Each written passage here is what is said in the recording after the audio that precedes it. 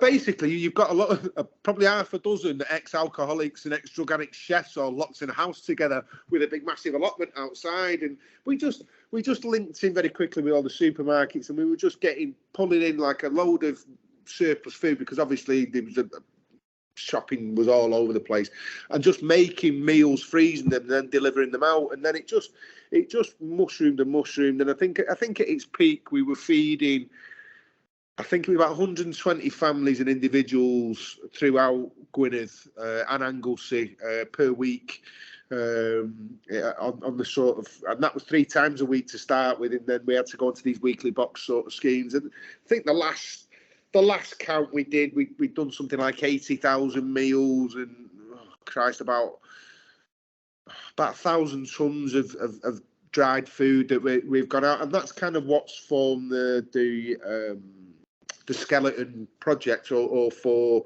the surplus food club at Bury Dar, because inevitably after feeding people for 2 years, and that's how long we were into it for, we still are to a certain extent, we still run like a food box scheme, a very limited number for families that basically get referred to us through intensive families first support, social services, health visits, sort of stuff. So people in really dire straits. But the rest of the guys, we set up this surplus food club in Bury Dar,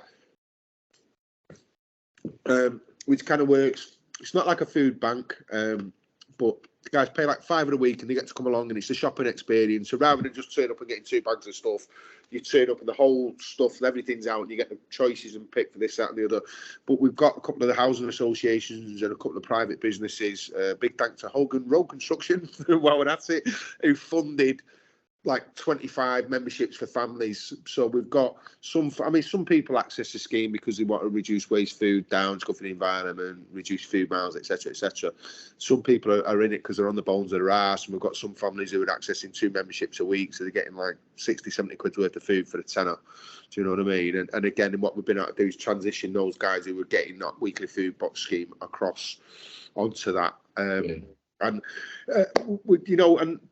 again, that was the big thing about that worked. The thing that made it all work was the Welsh government actually realised we can't do this. We can't do it. Our procurement system and everything, and these too many levels, we can't do it.